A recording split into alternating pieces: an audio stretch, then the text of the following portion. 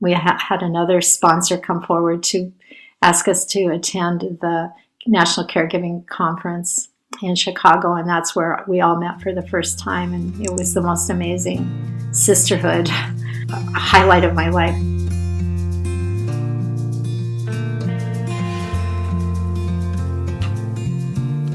Welcome to Zestful Aging, where I interview thoughtful, inspiring, and creative guests who are changing the way we think about what is possible in our lives. I'm your host, Nicole Christina, psychotherapist and fellow Zestful Ager, and I love to hear from my listeners. My new website, zestfulaging.com, is up and running, and it makes it easy for you to leave comments or suggestions. As a psychotherapist with a specialty in food and eating issues, I know that the holidays can be a real challenge when it comes to food. Food and family visits are often a tricky combination.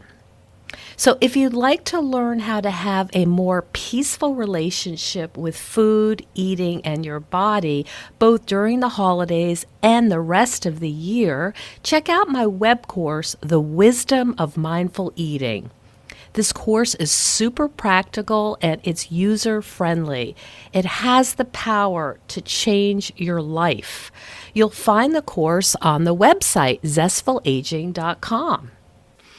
Our music is courtesy of Judy Banker from her CD Buffalo Hotel, and it will be available in January of 2020. Judy Banker is also a guest, so you can hear my interview with her on the podcast.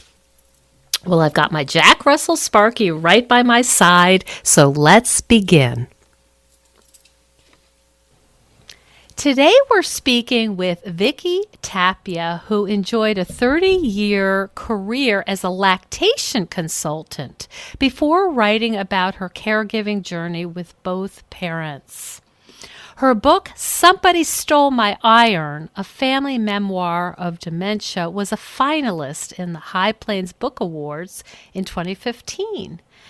And Vicki's book, Maggie, A Journey of Love, Loss, and Survival, was inspired by the real-life saga of her great-grandmother, and the book was recently named Solo Medalist for the New Apple Literary Awards for Historical Fiction 2018, and was also a finalist in the 2019 Next Generation Indie Book Awards.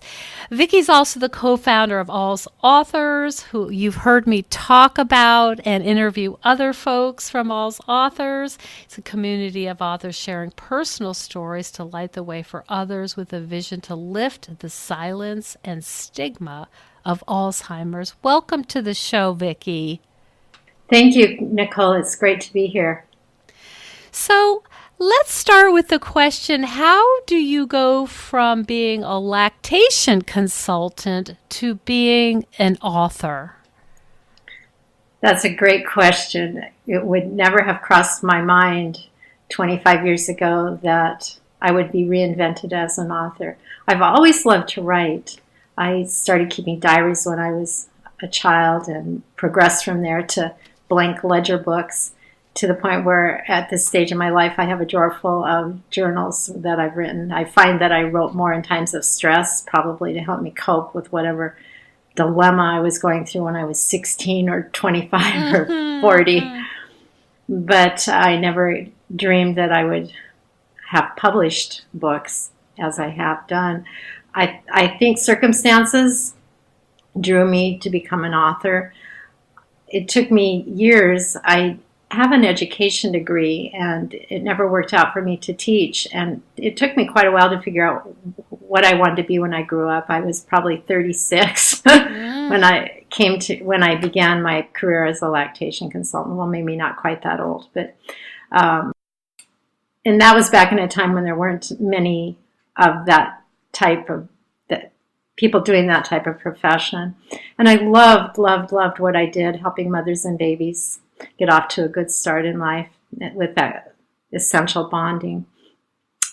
And what happened, though, was towards the end of my career in the early 2000s, I started noticing some signs that things weren't quite on what they should be with my parents. And as it turned out, both my parents had dementia. My dad had Parkinson's-related dementia, and my mom had Alzheimer's as well as vascular dementia. They were both diagnosed within a few months of each other.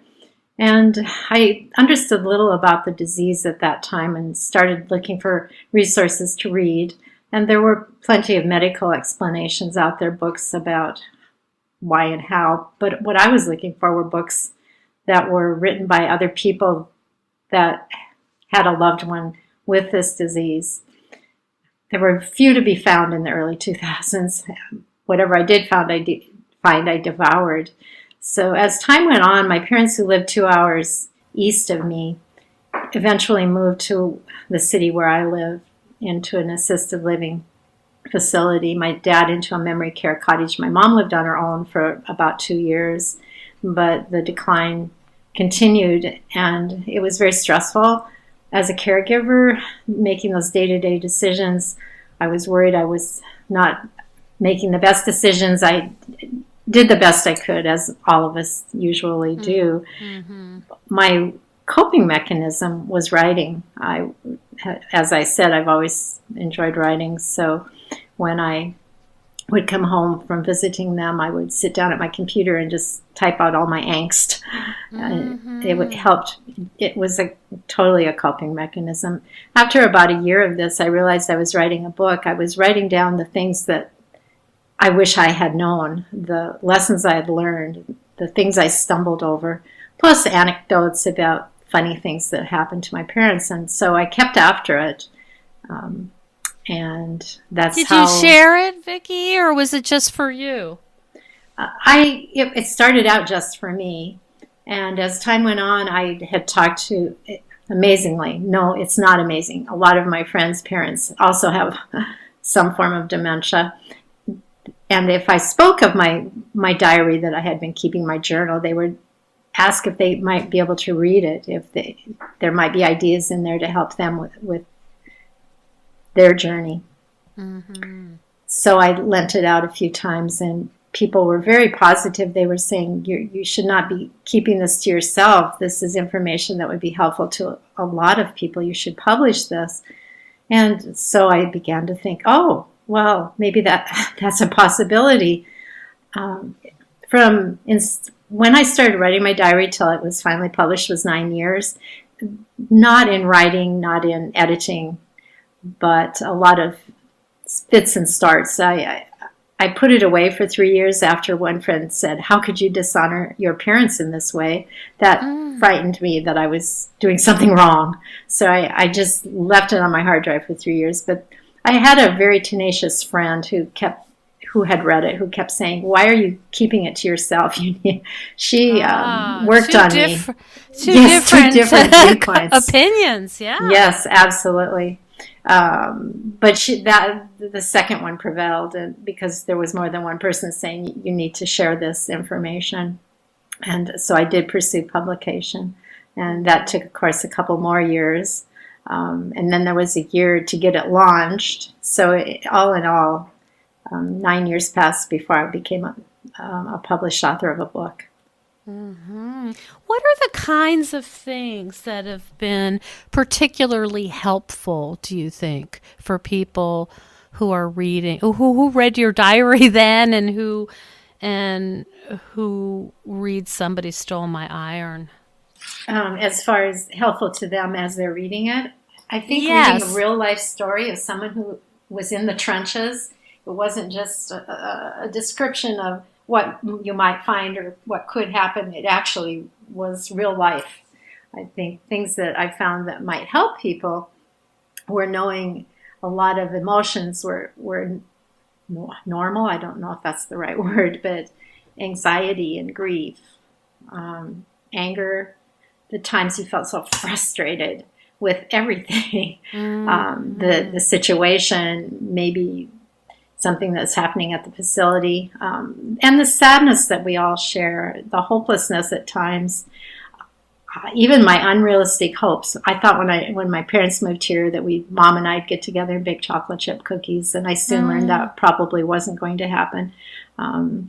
The guilt, probably the overriding emotion there is guilt that I wasn't doing enough, visiting enough, making the right choice for medication, all those things. I think actually for a person to see that and realize, it's not just me. This is something that lots of people probably are going through. And just giving concrete advice, like be sure you get the durable power of attorney and medical power of attorney in place, and really research the assisted living facility beyond just looking at the outer trappings of it.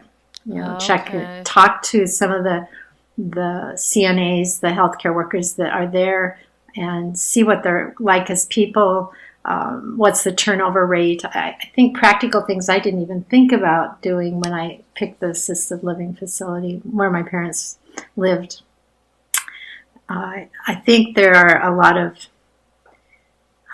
ebbs and flows, valleys and peaks that we go through as caregivers. That selecting a gerontologist, is that the right thing to do, or do you want just an internist for your parents? What are the pros and cons there? I could go on and on. There's so many decisions that have to be made. Do you want your parents to have a flu shot every year? Do you want to extend their lives as long as possible? Do you want to let nature take its course? I mean, what did your parents have something in place? What were their final wishes? Be sure you know that.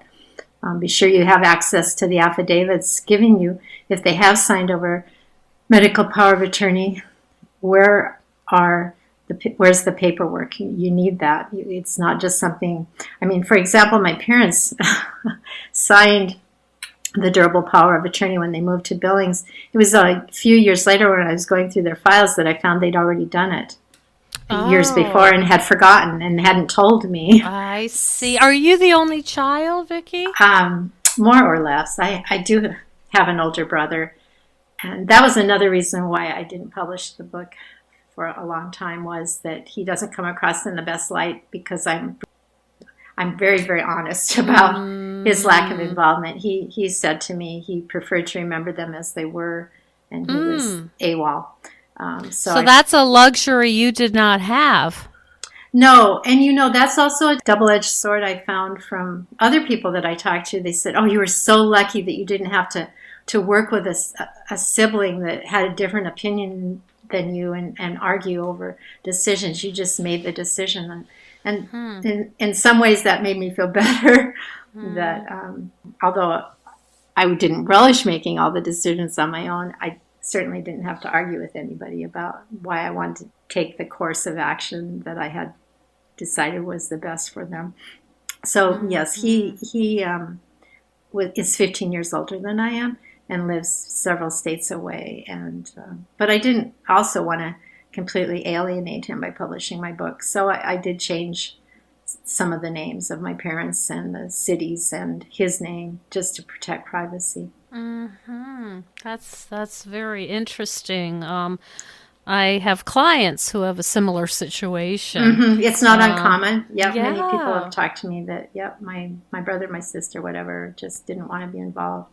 And I felt very frustrated with him at times when I called and I said, please, I need you to come. My mom is just out of control. And he was like, excuse me, do we have a bad phone connection? I can't hear what you're saying. Oh, wow. Yeah, that would be a sitcom if it wasn't so sad. Yeah, for sure. Yeah. Hi, Zestful Agers. I'll be attending the International Federation of Aging's 15th Global Conference on Aging in November of 2020. And if you're interested in improving your understanding of age-friendly environments, debating solutions to address inequalities, confronting the reality of ageism, and delving into what it means to enable the functional ability of an older person, head over to ifa2020.org to find out more. There's an early bird special on until the end of the year, so take advantage and join me in Niagara Falls. I'll see you there. So in addition to you getting your own kind of therapy, writing and venting and processing, by doing your journals, what other support was available to you going through this journey with your parents? Well, I tried a support group, and it turned out I was further down the road than they were, and I ended up being the person that everyone was asking questions of. Oh, no. Which was fine, but it was very draining. I Goodness. talked to my friends who had parents with some type of dementia, but that you can only do so often too, because it eventually sounds like all you're doing sounded like what I was doing was complaining or whining. My husband was marvelous. He was such a good listener. It helped. It really does help as a caregiver if there's someone else that you can to talk with and just share what's going on in your mind, because I think that caregivers, as a general rule, forget about themselves and don't pay attention to self-care and end up sometimes feeling resentful and depressed and alone in the world. Did you have to kind of discipline yourself to say, I need to do something self-caring? No, I did not. I should have. I had one of the doctors, the psychiatrist that was handling my mom's medications, tell me that she thought I was suffering from burnout, and I just sort of brushed it aside and went on. Because I was working, I was taking care of them who had time for self-care. All right. I will say that I went and had a massage once a month, and that was also that was some self-care I did for myself. I see. So I'm just thinking about your life and you doing, your work as a lactation consultant, and all of a sudden this, your whole identity, it seems, has been spun around. A little bit, yeah. In some ways, it was a little bit like raising children. You're so caught up in raising the kids that you kind of lose sight of yourself. And I think for a time, the same thing happened all over again in caring for my parents and working, that it was hard to filter out the me. That's why writing helped me so much. Mm-hmm. Talk a little bit about Saw Thurs, because it sounds to me that it's a very special kind of network and collaboration. It is. It's amazing. It gives me goosebumps just to think about how this all came about back in late 2015. Somehow, I guess it must have been on Twitter that I came into contact with this other author whose parents both had dementia, who were diagnosed on the same day. And this is Jean Lee. This is Jean Lee. We just started kind of an interaction, and I thought, I have to read this book.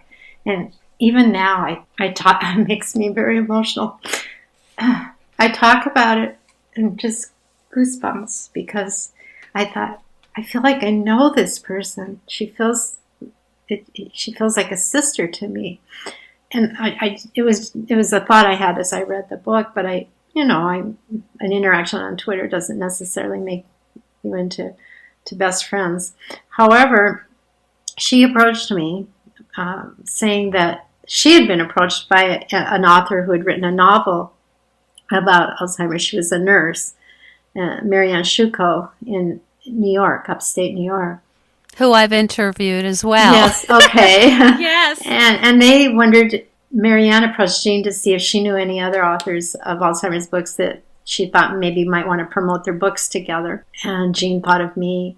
And so we began as promoting each other's books. I at first thought, why would I team up with somebody, my competition of all things? Right, exactly. But Marianne said something I thought was very wise. She said, if someone's going to read one book about Alzheimer's disease, they're probably going to read 2 or 3. So let's give it a try, girls. So we did, and the result was positive, and we began communicating with each other, and probably Marianne came up with the idea that we should continue to promote together, but what if we started during Alzheimer's and Brain Awareness Month in June, if we found other authors and had them tell us their story and posted their book and an essay every day in the month of June 2016. And that while it almost sounds a little daunting to think that we did this, that's what we did. And at the end of the month, we still had untapped resources, other authors. We thought, well, maybe we could do this once a week.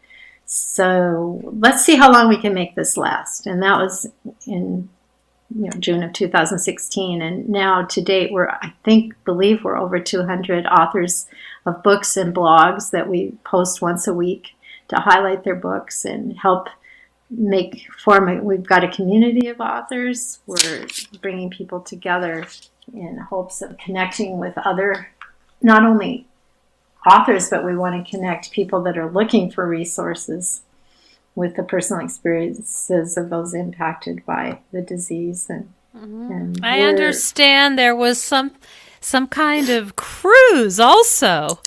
Oh, yes, there was. We were invited to showcase. We had a mentor a sponsor that wanted to put together a library of our books to send on this cruise to a Dementia Cruise. It was designed for people and their partners with mild dementia. And Marianne went on the cruise as well. And we were able to reach a number of people through our library books, plus our anthology that we have published last fall with 58 caregiving stories. It's all the essays that were published on our website for the first year. And we're right now working on volume 2, which will be the second year. Unbelievable. I mean, it sounds like it's really changed your life. It has changed my life. Jean and I met probably in 2017, and Anne. And then we had added, besides Marianne, Jean, and I, we had added 3 more team members: Anne Campanella, Irene Olson, and Catherine Harrison, and they're Toronto and Washington State and North Carolina. And we never met each other except in cyberspace. But last November we had another sponsor come forward to ask us to attend the National Caregiving Conference in Chicago, and that's where we all met for the first time. And it was the most amazing sisterhood, a highlight of my life, I think. I've heard it described by some of your sisters. Can you talk a little bit about coming together in Chicago and what it was like for you? It was a dream come true when you become very close to someone over cyberspace, and suddenly you're seeing them and they're real. We couldn't stop touching each other. Oh my goodness. Lots of tears and hugs and just, you're real. You're not just a face on a computer screen.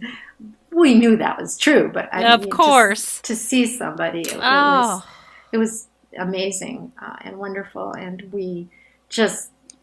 it wasn't like meeting someone for the first time. Of course, no. we were already their deepest pain. Yes. You already knew their deepest, darkest pain.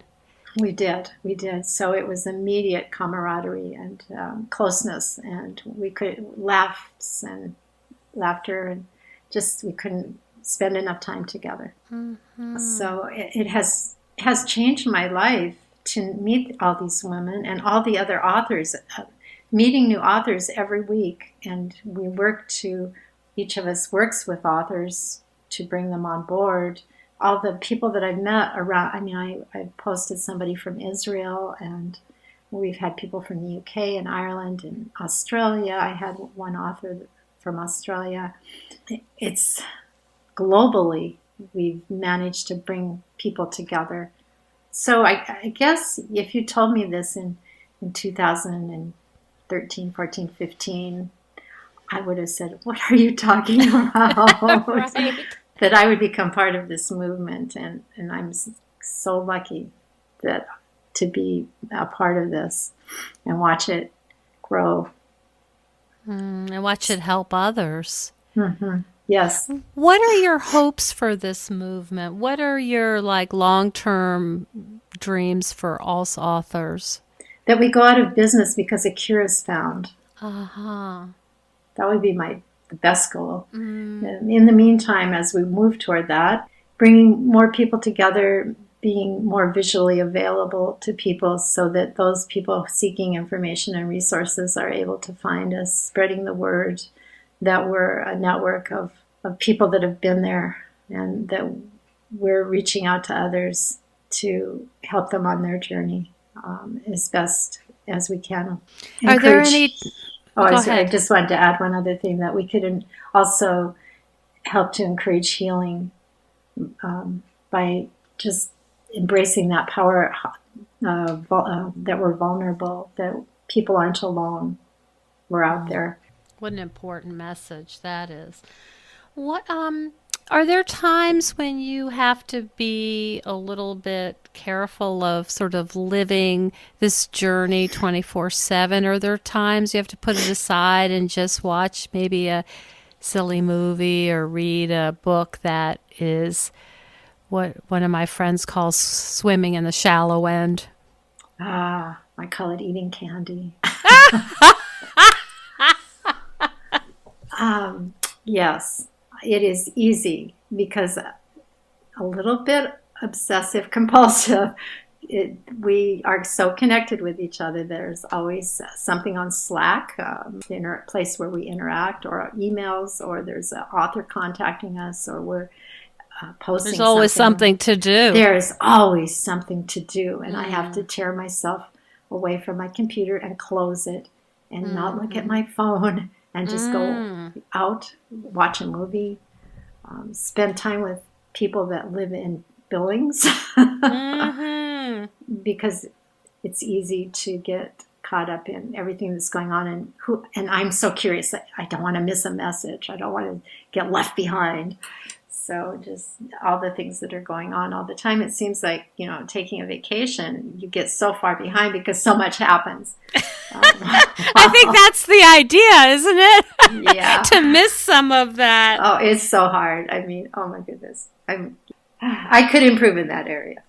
And you have a little dog. I think that might be a nice distraction. We talked about your little doggy before we started recording. Is he a way to kind of unwind? Or he is my great companion. We take a walk every day unless it's 30 below, but we're out walking and enjoying the outdoors.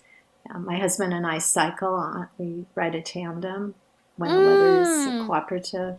Yes, I do have a life outside of Alzheimer's, but it's easy to just stay connected. Probably it sounds like also it feels good. I mean, there's a part of it's like my sisterhood is out there. It is. And it sounds like that feels so good and comfortable and all those, you're getting a lot of goodies, but then the other side of it, of course, is it started with some very painful realities. Isn't that the truth? That's why, again, it's so unexpected that all this grew out of such pain.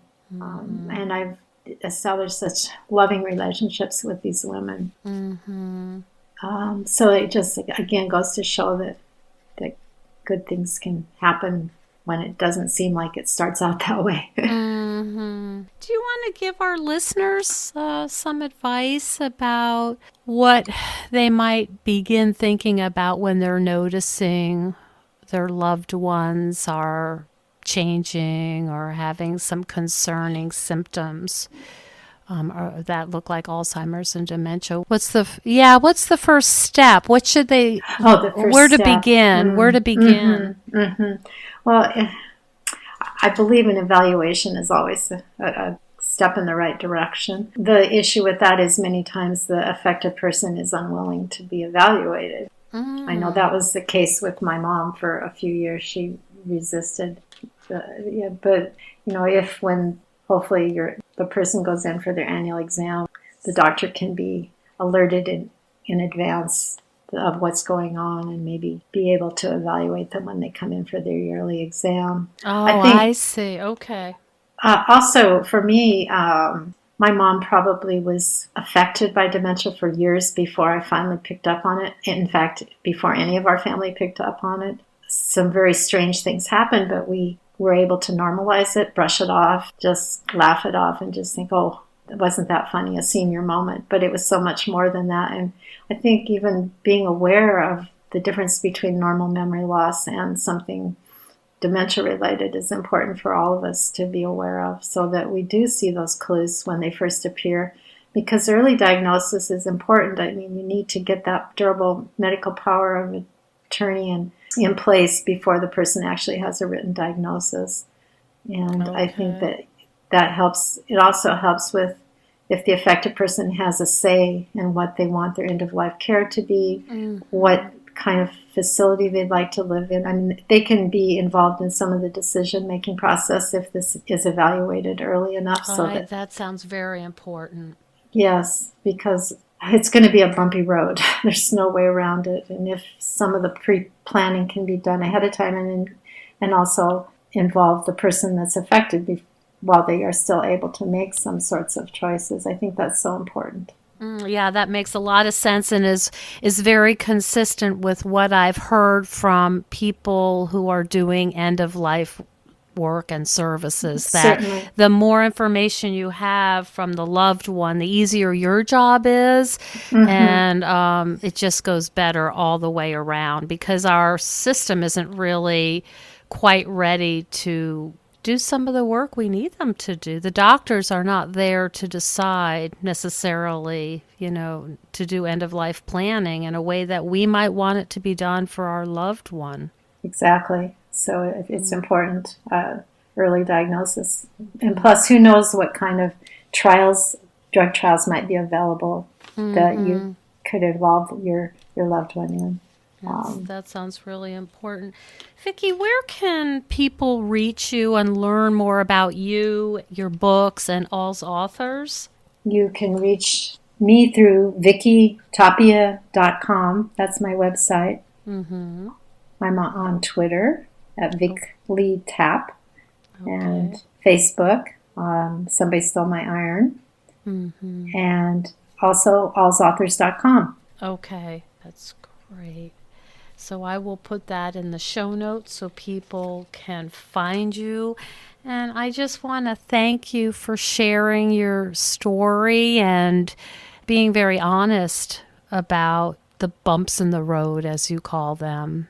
And then also some of the hope that you've experienced. Yes, hope is a good thing. Thank you so much for speaking with us today.